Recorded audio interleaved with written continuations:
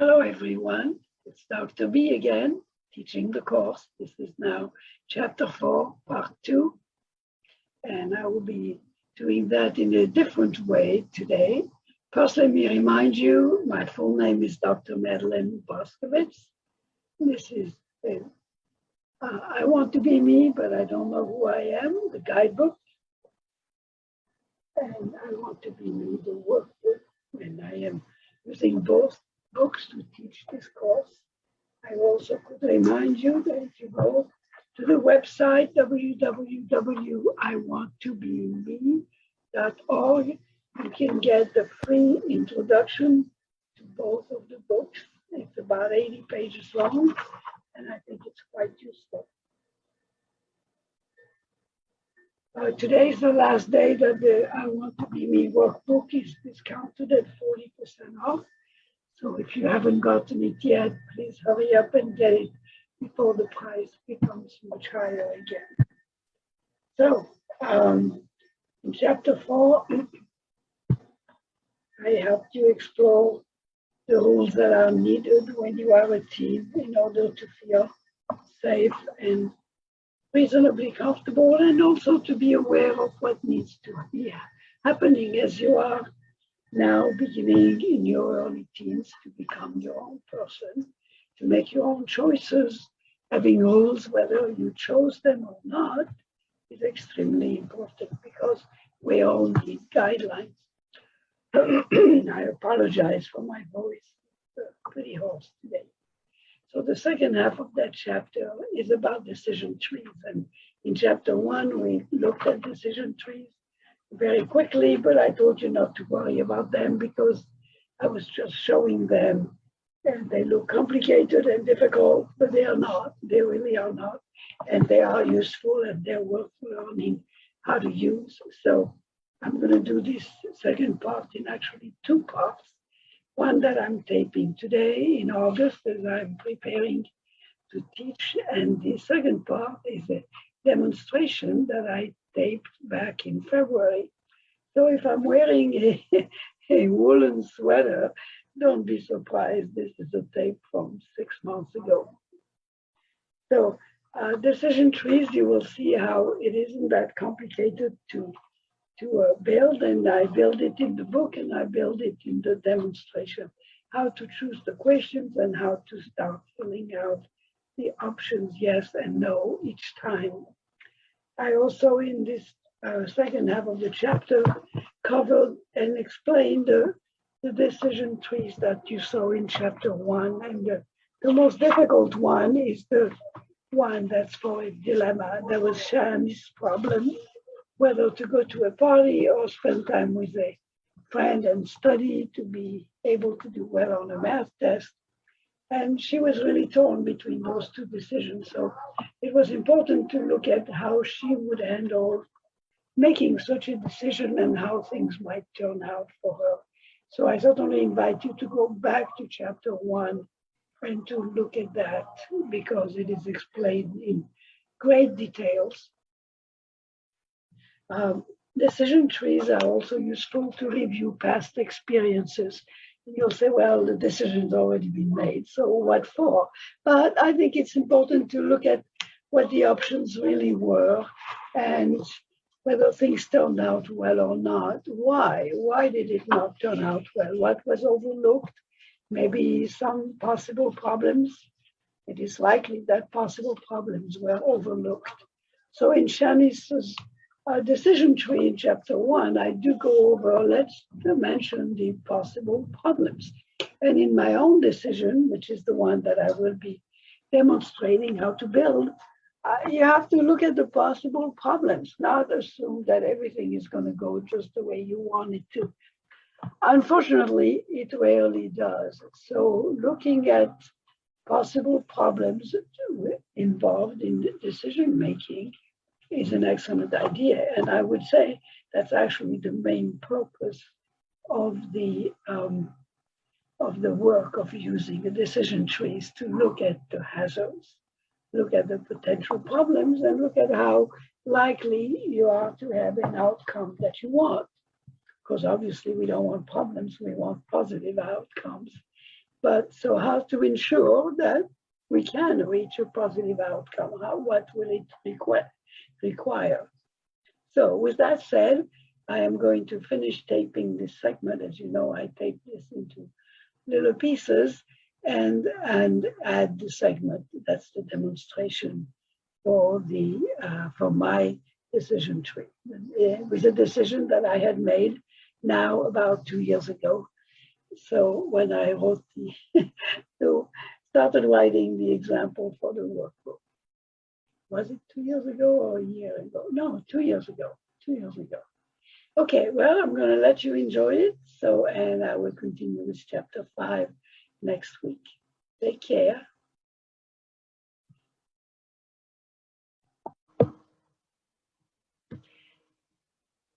Hello, I'm Dr. B, otherwise known as Dr. Boskowitz.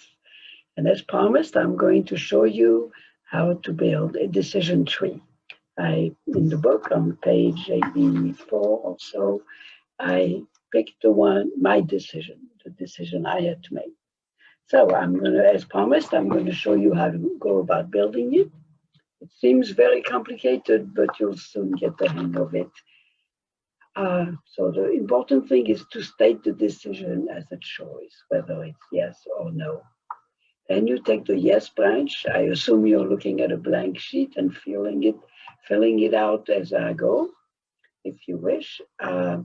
So with each answer, you get to the next question as a choice. So let's build it now. Take a blank decision tree sheet. And so my decision is whether to go see my granddaughter next month. So that was the case when I was writing the book a couple of years ago, or a year ago.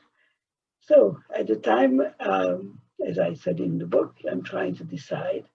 I don't know if I can afford it. It's going to be very expensive because I have to rent a car and stay at a hotel. I don't even know if I can take the time off of work. I might be short on rent. I need to put all these things into the decision. So the first exercise is to choose the main question.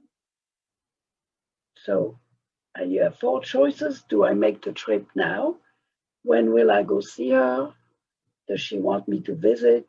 Can I get a good flight? So some of these are very secondary, like can I get a good flight? That comes down the road.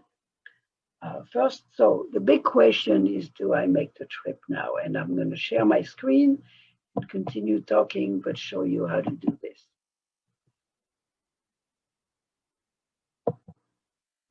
So right here is the main big question. And I'm going to write, if it will let me, can I take the trip now? That's a big question. And since I'm positive-minded, let's say yes. So the next question is, can I actually, so you go to the next question and you look at exercise 2, exercise 2. The next question, can I spend the money? Will it make me late on rent? What if I get evicted? Should I ask a friend to lend me the money? The most basic one is, can I afford it? Can I spend the money? So, can I afford it? So I'm going to be positive again and go to yes, I can. So the next question is, can I get time off?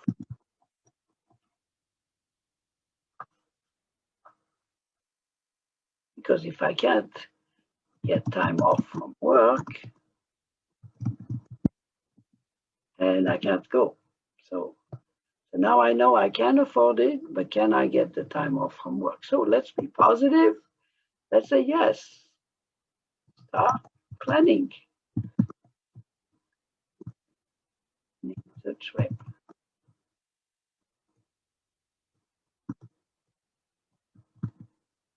So what if it's a no? That happens too. I can't get the time off work, but I'm told I will get time off in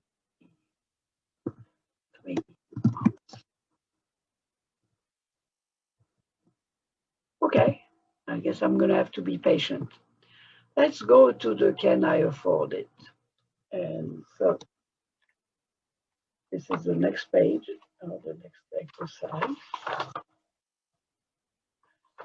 It's what if I can't really afford it? What will happen if I go anyway is the big question. Or what could be the consequences of my going? Will I be short on rent if I spend it on the trip? Should I borrow the money? Should I wait until I can afford it? Can I find a cheaper way to go? Well, I pick because I know myself. I don't like to borrow money. I certainly cannot drive all the way there. It's about 1,500 miles. That's not reasonable. So will I be short on rent? So that's right. That's the question. Can I squeeze the trip in or will I be short on? So if I say yes, what are the consequences? Well,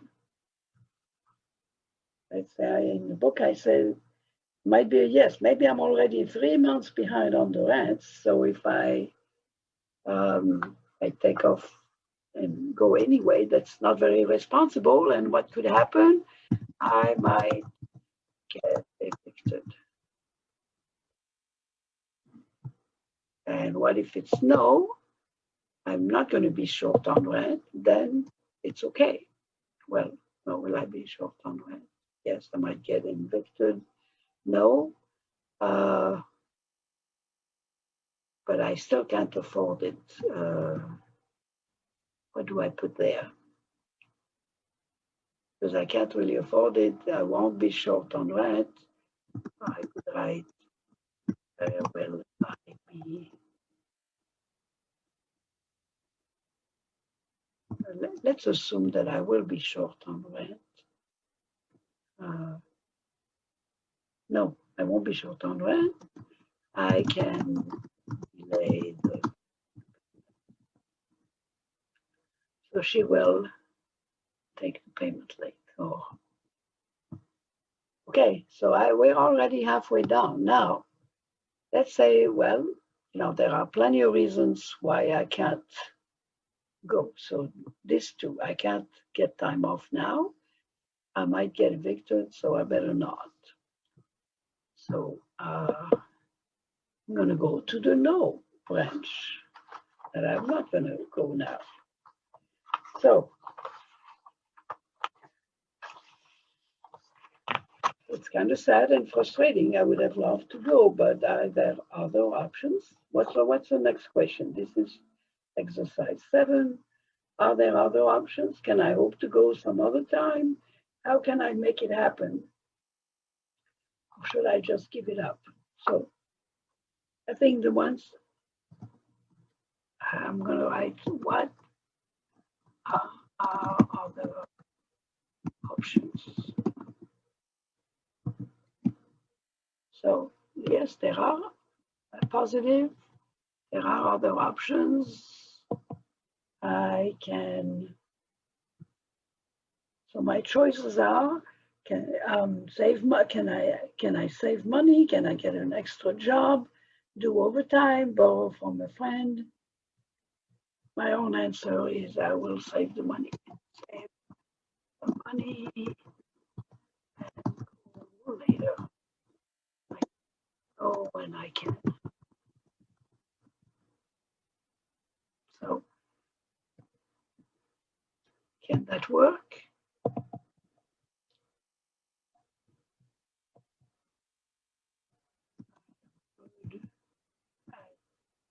Saving money.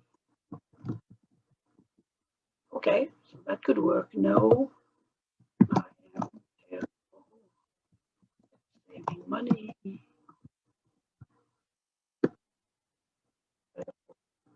and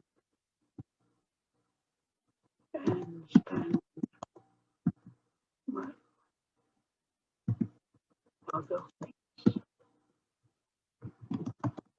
So you see here that and spend on other stuff. you have to go with the way you know yourself. This is not a science. It's trying to figure out where, who you are, how you manage things. So let's go to the last one. Oh, yikes. That was not very good. Let's straighten you back out. Almost. I wish this didn't happen. Well, it'll be lopsided. So let me go. Oh, perfect. Let me go now to the no branch. There are no other options. So the no answer. So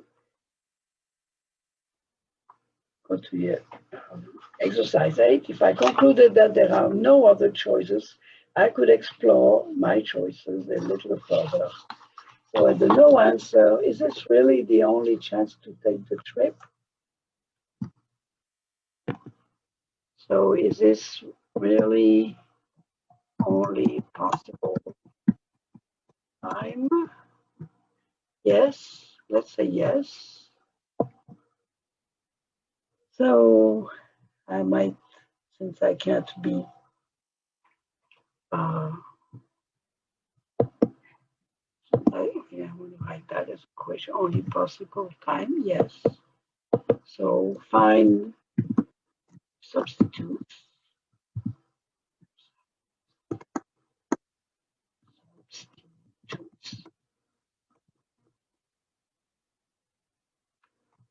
I could FaceTime,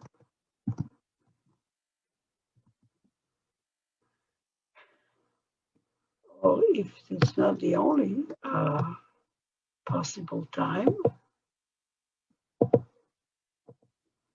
I can go, I'll go in 3 months.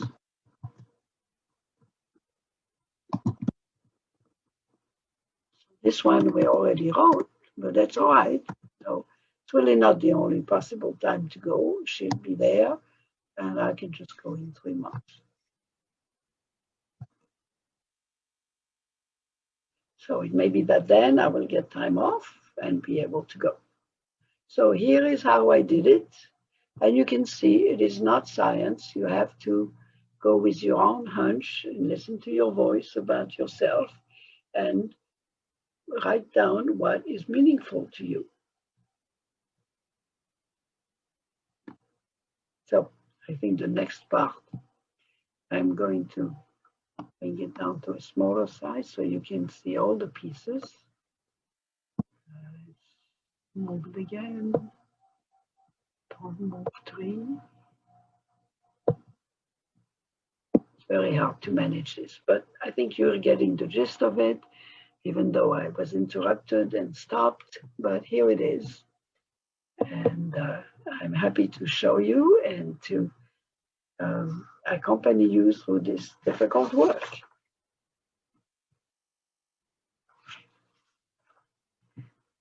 I will be talking to you again soon on my vlog. Bye-bye.